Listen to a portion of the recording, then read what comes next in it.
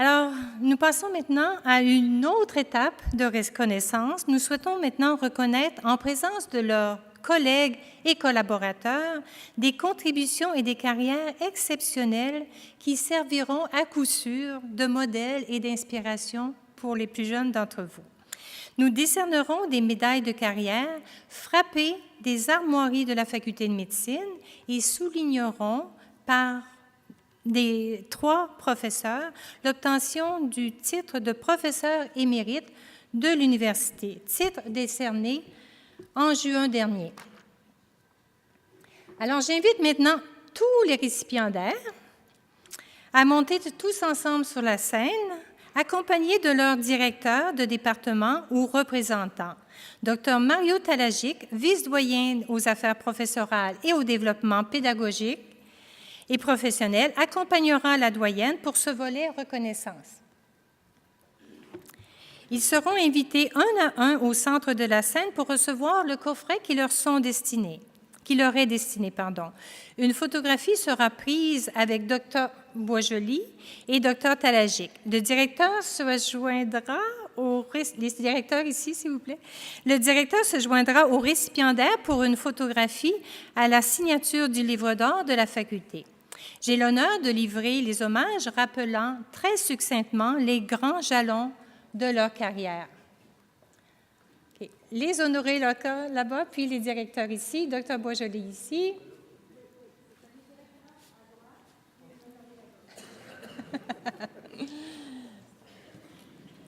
Et voilà, c'est parfait. Alors, je rappelle que la médaille de carrière vise à reconnaître la contribution exceptionnelle au développement de sa discipline d'un professeur à la retraite ou en fin de carrière. La Faculté de médecine a l'honneur de remettre aujourd'hui 3 médailles de carrière à des professeurs qui, de l'avis de leur directeur départemental et de la direction facultaire, méritent cet honneur.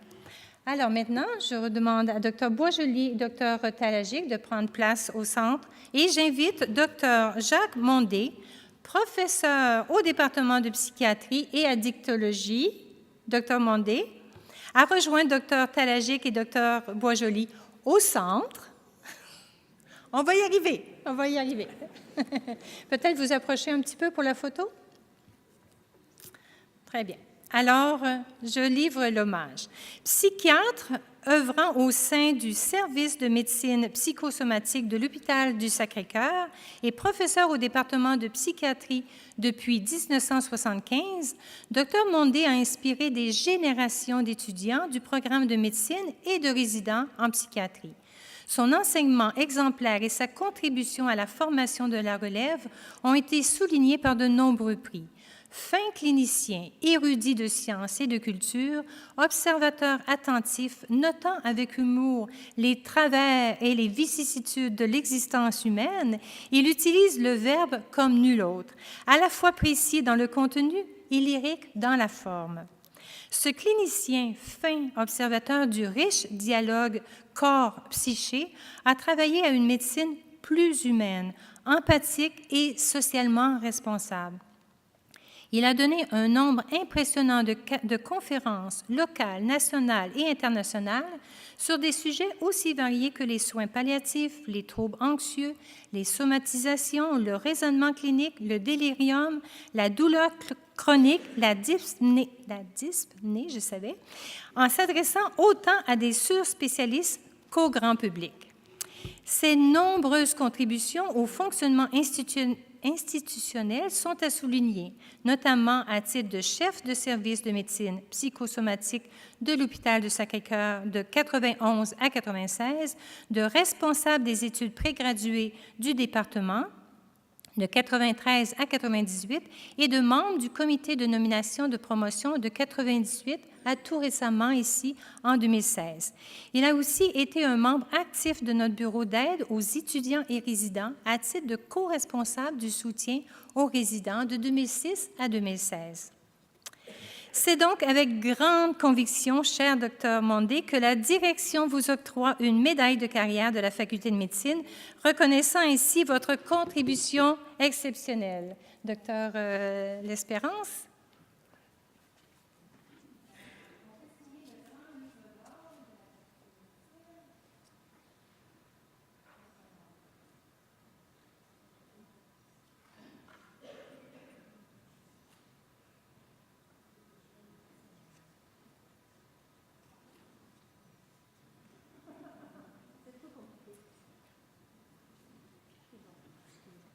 pour la belle photo. Alors, tout comme tous ses autres collègues, Dr. Mondé signe le livre d'or de la faculté pour marquer ce moment historique. Puis maintenant, vous pouvez redescendre avec Dr.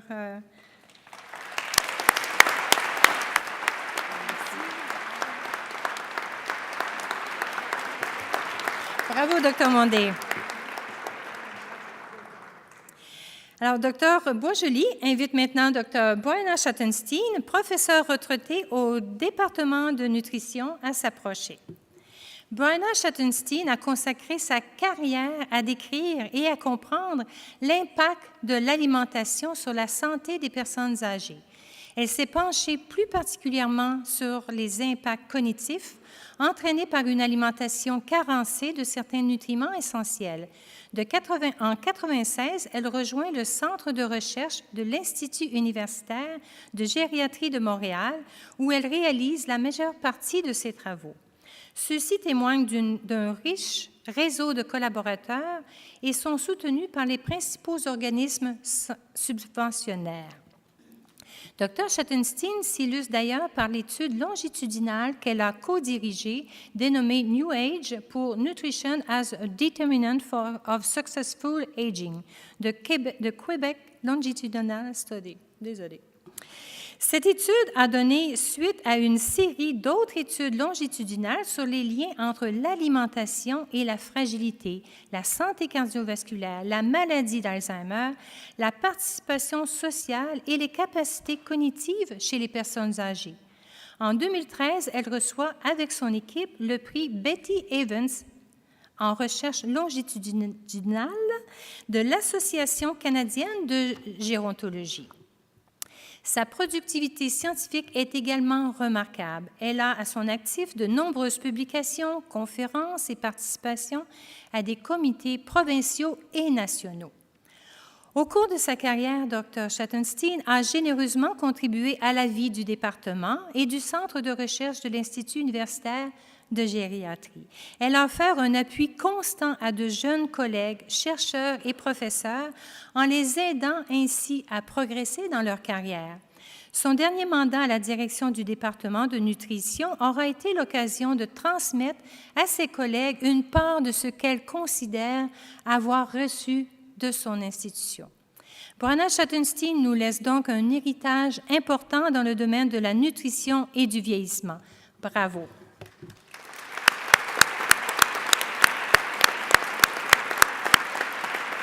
La page, juste en haut. Okay. Alors, c'est donc avec enthousiasme, cher Dr. Schottenstein, que la direction reconnaît votre contribution.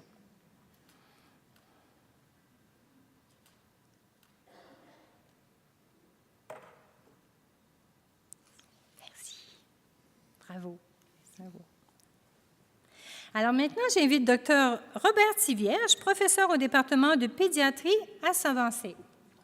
Dr. Robert Thivierge, pédiatre et clinicien éducateur, est reconnu des principaux acteurs des domaines de la pédagogie médicale à titre de pionnier, bâtisseur et innovateur en formation médicale continue depuis de nombreuses années. Il a contribué de façon exceptionnelle au développement et à la professionnalisation des collègues intervenant de ces domaines. Successivement actif à la Faculté de médecine, au Collège royal des médecins et chirurgiens du Canada, à l'Association des facultés de médecine du Canada, au Collège des médecins du Québec, à la Fédération des médecins spécialistes et à l'Alliance for Continuing Education aux États-Unis, son implication couvre tout près de 4 décennies. Dr. Thivierge est un homme de vision. Dès le début de sa carrière, il s'intéresse à la qualité et à la professionnalisation de l'acquisition de compétences en pédagogie médicale. À la faculté, il crée un véritable service de l'éducation médicale continue en engageant des spécialistes d'autres disciplines. Il consolide ainsi la production de matériel pédagogique ainsi que la récolte et l'analyse de données à des fins de développement pédagogique. Il participe activement à la création de notre Centre d'apprentissage des attitudes et des habiletés cliniques, le CAHC, en collaboration avec CAE Santé. Homme actif et convaincant, il crée des partenariats avec plusieurs acteurs du milieu dans le but de faire du développement professionnel continu un facteur de croissance à la fois pour notre faculté de médecine, son réseau hospitalier et les organismes professionnels.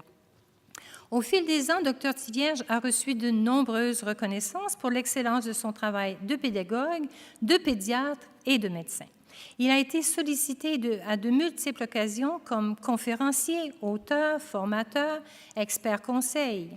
Son rayonnement est international. Alors, pour toutes ces raisons, la direction de la Faculté de médecine est heureuse de vous octroyer une médaille de carrière soulignant vos près de 50 années de carrière. Vous restez avec nous.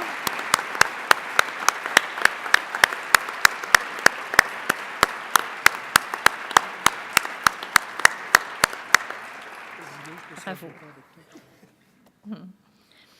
Alors, nous passons à une autre étape de reconnaissance. Le titre de professeur émérite est une distinction universitaire, non pas facultaire, mais universitaire, décernée par le Conseil de l'université sur recommandation du comité de l'éméritat, qui reçoit la demande de la faculté.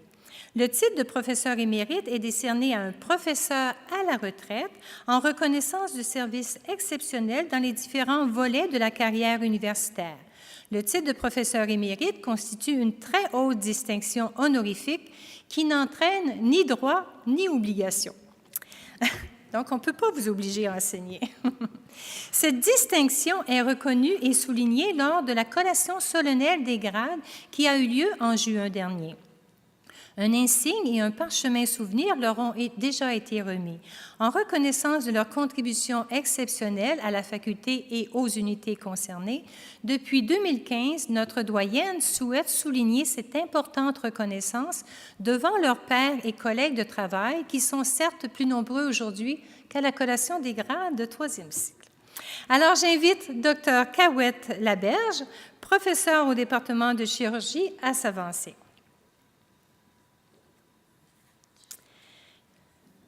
Chirurgienne plasticienne pédiatrique au CHU Sainte-Justine, Dr Louise Cahouette-Laberge est reconnue pour son implication humanitaire dans le traitement des enfants porteurs de fente labiopalatine. Invitée en 1999 à se joindre à une équipe internationale pour une mission chirurgicale en Chine, elle poursuit son implication dans ce qui deviendra rapidement une passion, une vie, je dirais. Elle opérera gratuitement et formera des chirurgiens à travers le monde, 2 à 3 semaines par année. Elle a ainsi participé à plus de 35 missions humanitaires bénévoles depuis 1999. Son implication humanitaire hors du commun a été soulignée par plusieurs prix et distinctions, dont le prix Engagement social de notre faculté. La carrière remarquable et complète de Dr Cahouette-Laberge est reconnue par ses pairs, à la fois professeur, clinicienne, chercheur, humaniste et bénévole. Dès le début de sa pratique, elle s'intéresse très rapidement à la pédagogie médicale, ainsi qu'à la vie associative professionnelle. Son parcours est éloquent à ce sujet. Dr Cahouette-Laberge a contribué de façon assidue pendant près de 4 décennies aux comités, conseils, sociétés et autres au niveau régional, national, international de sa profession. Elle a été un mentor incroyablement inspirant, reconnu par le prestigieux prix May Cohen de l'Association médicale canadienne. En outre, elle a contribué pendant toute sa carrière à l'avancement et à la communication des connaissances par la recherche clinique, les publications et les conférences. Cher Dr Cahouette-Laberge, la Faculté de médecine reconnaît votre contribution remarquable et vous félicite pour cette grande distinction.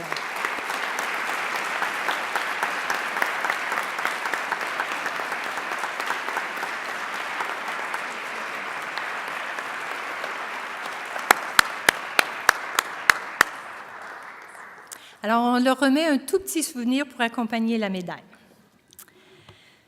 Alors, j'invite maintenant Dr Normand Lapointe, professeur au département de pédiatrie, à s'avancer. Dr Normand Lapointe est pédiatre immunologue au CHU Sainte-Justine depuis 1971. Dès le début de l'épidémie du sida, il s'implique auprès des femmes et des enfants touchés par le virus de l'immunodéficience humaine, le VIH.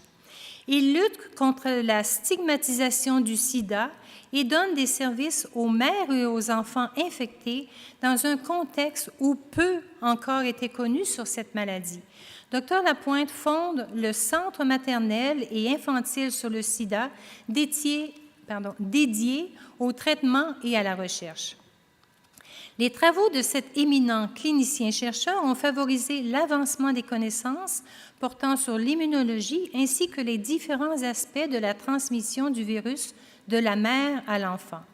Ces recherches touchent également les aspects psychosociaux de l'infection par le VIH chez les femmes et certains aspects économiques de différents modèles d'intervention. Ces activités internationales ont encouragé notamment le développement de modèles de prise en charge, lesquels ont été adaptés à la situation en Haïti et en Afrique, au Mali particulièrement. Il fut d'ailleurs secrétaire général pour l'Amérique à l'intérieur de l'Organisation panafricaine de lutte contre le sida. Dr Normand Lapointe a à son actif près de 400 publications, 18 livres et monographies et 350 présentations scientifiques. Il a reçu de nombreux honneurs au cours de sa carrière, dont le prix Louis Pasteur de Santé Canada pour l'excellence en médecine dans la lutte contre le sida et la médaille commémorative du 125e anniversaire de la Confédération du Canada pour l'excellence de son travail et son implication dans la lutte contre le sida. Le CHU Sainte-Justine a reconnu sa contribution exceptionnelle à son rayonnement au niveau national et international en lui décernant le prix du CHU Sainte-Justine. De même, cher Dr Lapointe, la Faculté de médecine reconnaît votre contribution exceptionnelle, dévouement et courage ayant ponctué votre carrière exceptionnelle. Bravo.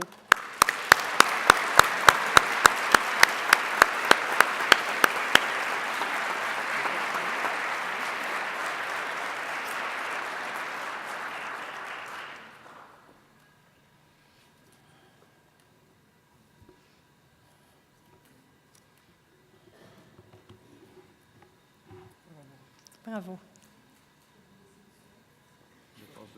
Laissez-lui le côté pour peut-être s'appuyer sur le mur. Et finalement, le dernier, mais non le moindre, notre légendaire Dr Rossignol, parce que je le connais plus. 45 ans de recherche en neurosciences, la carrière de Dr Rossignol se démarque à plus d'un point de vue. Dr Rossignol est reconnu pour sa contribution exceptionnelle à la recherche sur la moelle épinière et le contrôle locomoteur. Ses travaux ont mené à des découvertes très importantes. Ils ont démontré que la récupération fonctionnelle après des lésions spinales est favorisée par l'entraînement et des approches pharmacologiques. Ces travaux ont aussi éclairé notre compréhension de la capacité de réorganisation et de plasticité, se produisant suite aux blessures médulaires cérébrales. Tout comme ses prédécesseurs, le Dr Rossignol a formé des générations de chercheurs talentueux dans le domaine du contrôle locomoteur et de la récupération de la locomotion. Il a également joué un rôle de pionnier et visionnaire pour le rapprochement des chercheurs fondamentaux, chercheurs cliniciens et cliniciens intéressés à la récupération motrice après une lésion de la moelle épinière.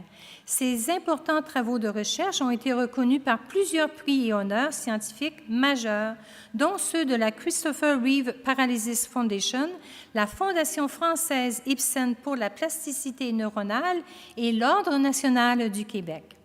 Serge Rossignol s'est impliqué dans la mise sur pied et la direction de différents organismes nationaux ou provinciaux, comme le Centre de recherche en sciences neurologiques de l'Université de Montréal.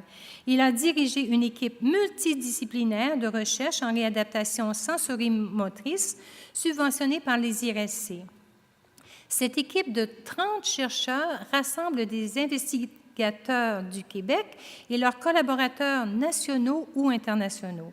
Il a aussi été titulaire d'une chaire de recherche du Canada sur la moelle épinière pendant 8 ans.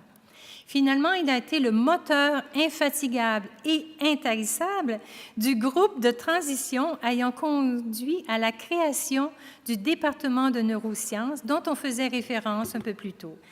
Alors, cher Dr Rossignol, la Faculté de médecine est reconnaissante de toutes vos contributions structurantes et vous félicite pour votre médaille reçue de l'Université. Bravo.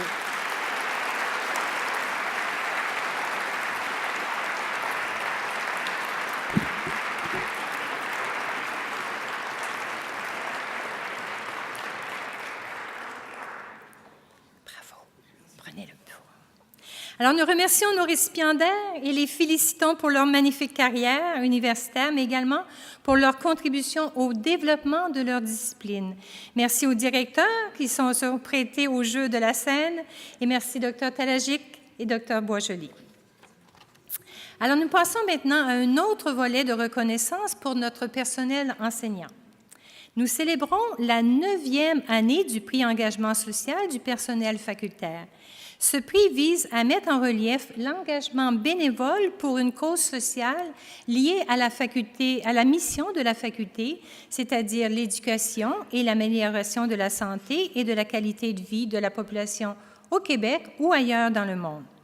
Le comité formé de Michel Brochu, récipiendaire 2017, Pierre Bellumeur, Nadia Catelier et José Véronneau, a sélectionné 2 projets avec la certitude que ces 2 programmes sont également méritants.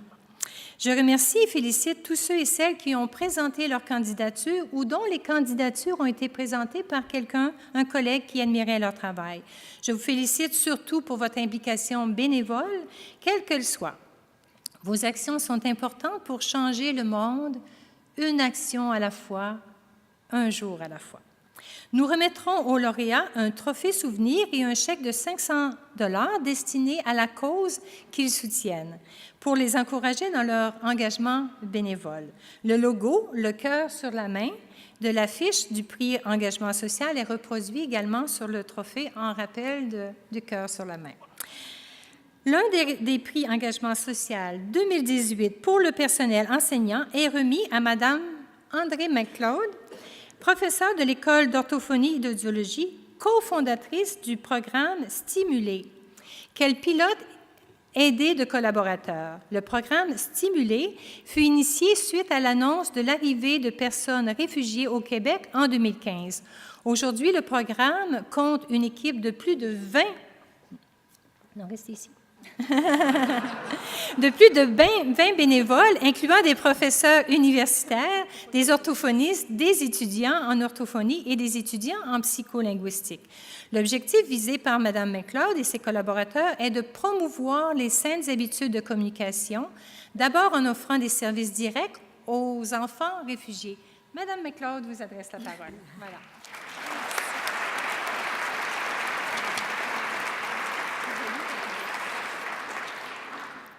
Alors, je voulais remercier le comité puis la faculté pour cette reconnaissance du programme Stimuler qui a été développé avec ma cofondatrice Saba Méziane, qui est une étudiante au doctorat et orthophoniste à l'Université de Montréal, à ma collègue Diane Pesco, qui est une de mes grandes collaboratrices dans le projet, et les bénévoles étudiants et orthophonistes déjà dans la communauté qui travaillent avec nous pour mettre sur pied ce programme.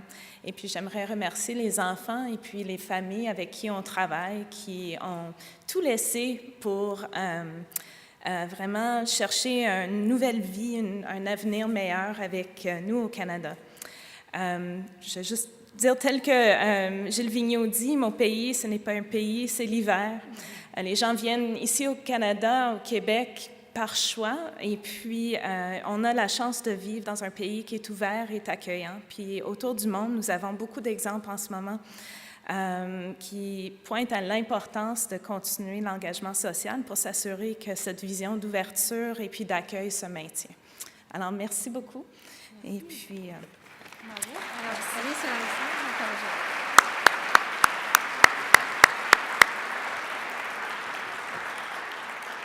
Alors, Mme McLeod démontre magnifiquement que les missions académiques et missions sociales, lorsque combinées, font des merveilles. Alors, bravo. Vraiment bravo. C'est bon. Non, non. Merci. Le deuxième prix Engagement social 2018 pour le personnel enseignant est remis au programme Bouge plus, je sais plus, Mange mieux, dont le docteur François Chagnon, chargé d'enseignement de clinique au département de chirurgie, est le porte-parole et responsable. Monsieur Denis Burdette, infirmier participant au programme, accompagne Dr Chagnon. 4 autres professionnels motivés par le désir d'aider se sont impliqués dans ce programme, dont Mesdames Sandra Veilleux, Roxane Leduc, infirmière, Nicole Parent, nutritionniste, et Emmanuelle Chicoine, pharmacienne. Peut-être qu'ils nous regardent de leur travail. Alors, le projet Bouge plus, mange mieux comporte 2 volets, dont l'un vise à initier un changement des habitudes de vie chez les patients opérés en chirurgie de l'obésité. Ceux-ci sont incités à participer à des conférences en nutrition gratuitement et à participer à un centre sportif à moindre coût. Le deuxième volet consiste à faire de la prévention primaire auprès des jeunes et des écoles primaires et secondaires quant aux saines habitudes de vie. Ces projets sont financés à même la campagne de financement qui culmine avec le défi des Pères Noël. Le chèque de la faculté au montant de 500 $ s'ajoutera à ce montant pour 98. Alors, M. Chagnon va prendre la parole. Merci beaucoup, Mme la doyenne, pour ce prix. Moi, je suis chirurgien bariatrique à l'hôpital Pierre-Boucher à Longueuil. Denis Burdette est un infirmier dans notre équipe de bariatrique. Donc, ce programme Bouge plus, mange mieux. C'est un programme où ça dit ce que ça dit. Là, on veut encourager les gens sédentaires à bouger plus, un peu dans le but de combattre l'obésité, la sédentarité. Puis, ce qui est intéressant, c'est que c'est une initiative de professionnels de la santé, autant des infirmiers, nutritionnistes, pharmaciennes de notre hôpital. On s'est tous rassemblés pour changer un peu localement les choses, c'est-à-dire dans notre hôpital, on a des activités pour le personnel de l'hôpital, mais aussi pour nos patients opérés d'une chirurgie bariatrique et finalement dans la communauté. Alors, cet automne, il y a 4 écoles qui ont participé dans notre projet. Il y a 100 élèves qui étaient sédentaires avant, qui se sont entraînés tout l'automne dans le but, à notre activité le week-end dernier du défi des Pères Noël, de courir leur objectif, de courir une course. Puis depuis 2 ans qu'on fait le programme, il y a 200 jeunes qu'on a réussi à faire bouger de cette manière-là par des activités ludiques, par exemple avec des chiens à l'aide d'un zoothérapeute. Alors, merci beaucoup pour cette reconnaissance.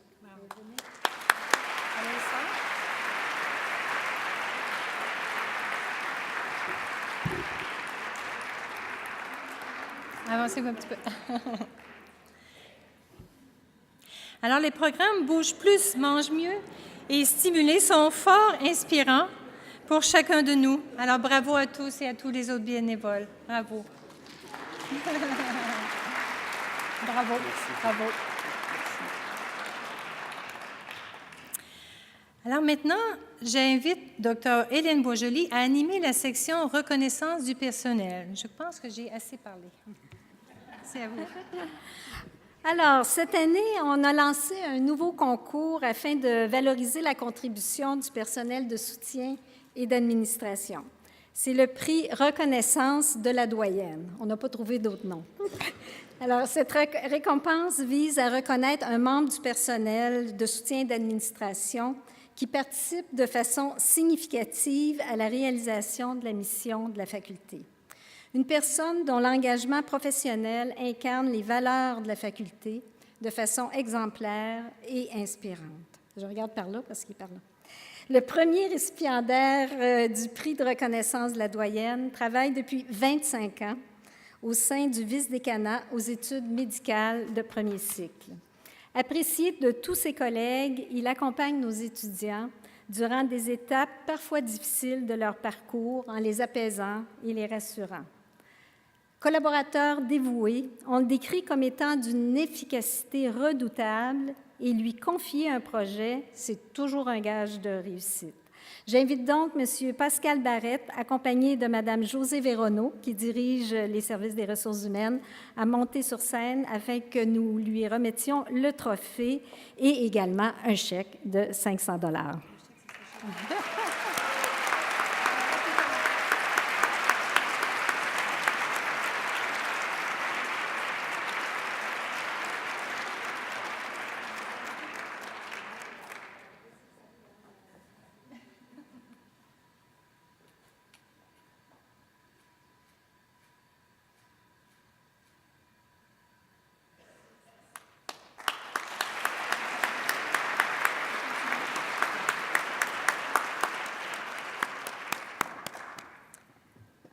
Alors, je profite de ce moment de reconnaissance pour vous présenter un projet qui m'a tenu vraiment beaucoup à cœur cette année. Il s'agit du mur de reconnaissance du personnel de soutien et d'administration. Des photos de cette réalisation d'équipe qui a été pilotée par Josée Véronneau défilent sur le grand écran présentement.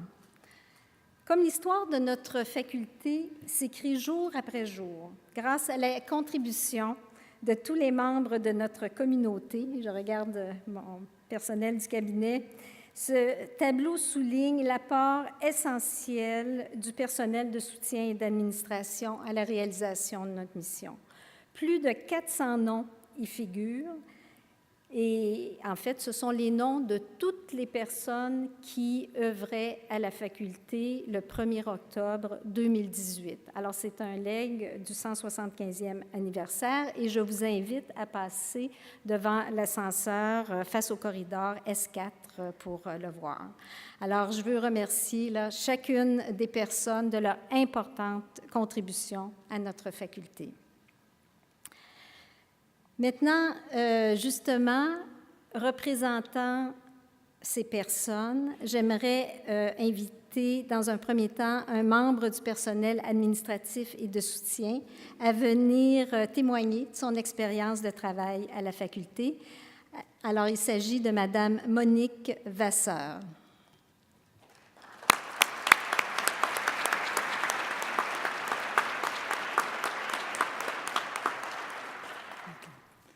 Alors, bonjour à tous et à toutes. Je vais vous parler de mon cheminement qui est loin d'être, qui est beaucoup plus modeste que tous ceux qu'on a vus juste avant moi. Alors, il y a 40 ans, en 1978, j'ai commencé à travailler à l'Université de Montréal comme technicienne de laboratoire au département de pathologie. J'y suis restée 23 ans, 8 ans en recherche expérimentale et 15 ans en histologie. En parallèle, on m'a initiée à la microscopie électronique. Et puis vraiment, c'est là que je me suis aperçue que c'était un domaine que j'adorais. Voir quelque chose qu'on ne peut pas voir à l'œil nu, c'était pour moi une découverte. Alors, la microscopie est vite devenue pour moi une passion. Après 6 ans à l'université, j'ai pris une année sabbatique pour aller faire un stage au Mexique sur les maladies tropicales. À mon retour, j'ai décidé de continuer les études et puis de faire un bac en microbiologie. Ça allait bien avec les maladies. Et puis, finalement, après 23 ans, en 2001, j'ai vu un nouveau poste en biochimie qui demandait l'expertise de quelqu'un en microscopie. Alors, je me suis dit, enfin, voilà ma chance, l'occasion de faire ce qui me plaît le plus. Alors, du coup, c'est ainsi que j'ai continué ma carrière au département de biochimie, et que je suis devenue la responsable de la plateforme de microscopie photonique. Alors, ça fait déjà 17 ans et j'aime ça toujours autant. Il y a 40 ans, j'ai choisi l'Université de Montréal pour venir travailler, surtout parce que c'est un milieu de travail très intéressant, c'est un milieu de découverte, c'est un environnement jeune, dynamique, international, un berceau de haut savoir et d'évolution. Et d'ailleurs, moi-même, j'y ai évolué. Et je dirais que chaque passage dans un laboratoire m'a fait rencontrer de nouvelles personnes et que chacune d'elles m'a influencée et enrichie d'une manière ou d'une autre. Je vous en remercie d'ailleurs grandement. Alors, quand je pense à ces personnes, il y en a beaucoup, mais entre autres, quelques-unes, je parlerai d'Alice Parisi qui m'a initié à l'importance de la rigueur en recherche.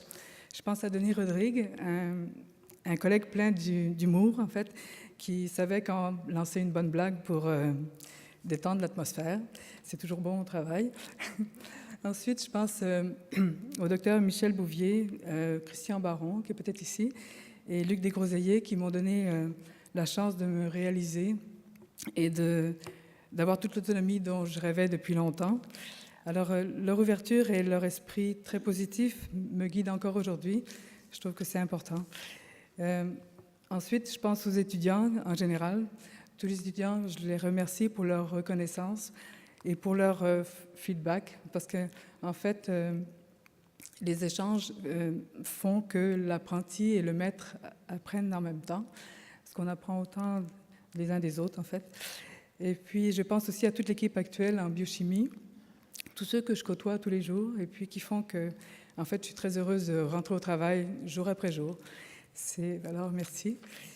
Et puis, je terminerai en disant que je me plais beaucoup à la faculté de médecine, qui fête aujourd'hui ses 175 ans. Alors, c'est pour ça que malgré 40 ans, ça fait que je suis encore. Et puis, alors, j'en profite pour vous souhaiter à tous de très joyeuses fêtes. Merci.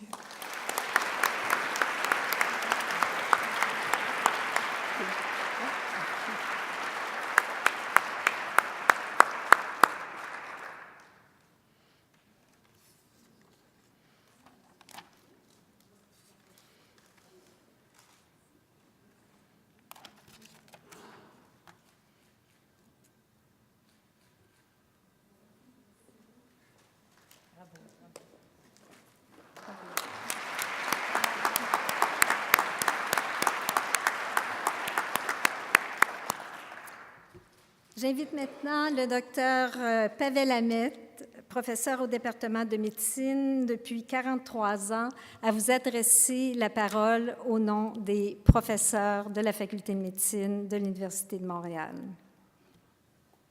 Merci, Madame la doyenne. Merci, Monsieur le recteur. C'est un plaisir et une fierté avec laquelle je remercie à ma faculté, à mon université pour être là devant vous, en étant reconnaissant de tout ce que cette faculté a fait pour moi et pour nous tous.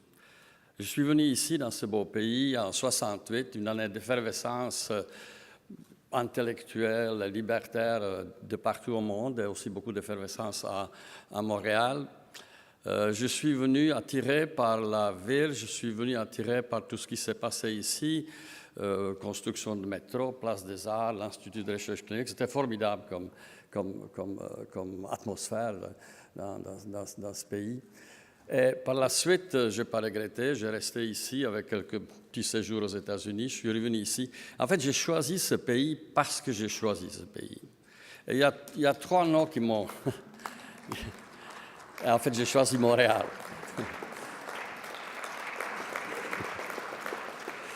Il y a trois noms qui m'ont attiré dans ce pays que je connaissais. Les trois noms étaient mentionnés ce matin dans le discours de Mme Ledouane.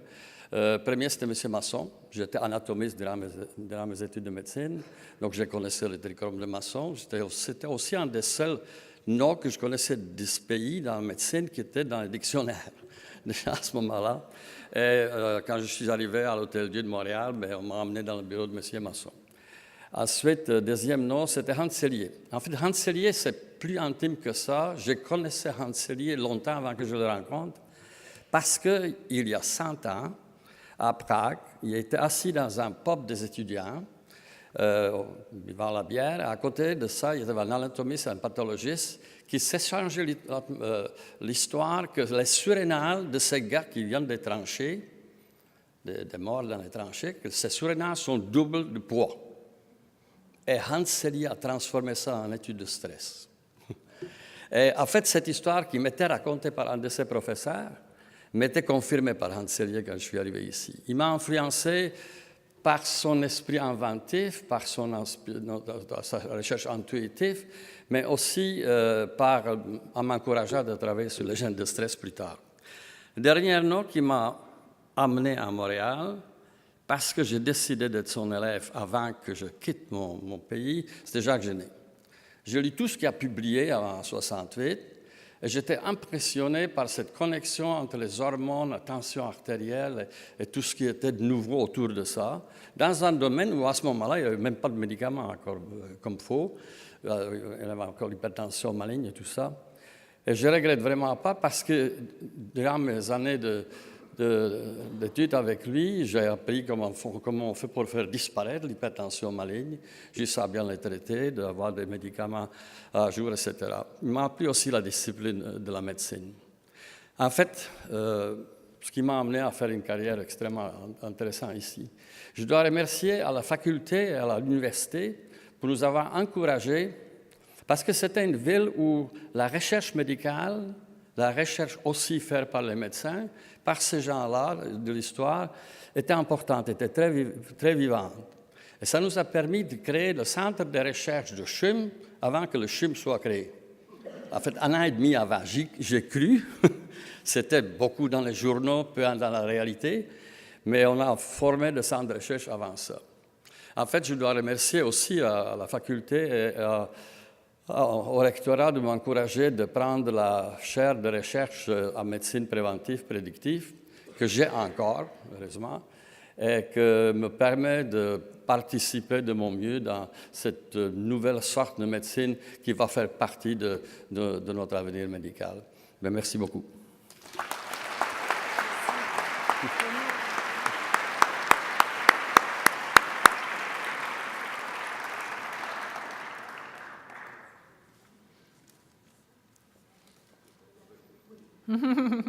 Alors, je remercie Dr. Amet pour cet hommage où il a rappelé tout le plaisir qu'il a eu à travailler au sein de la Faculté de médecine, combien il était fier pendant plus de 40 ans et continue d'y demeurer attaché.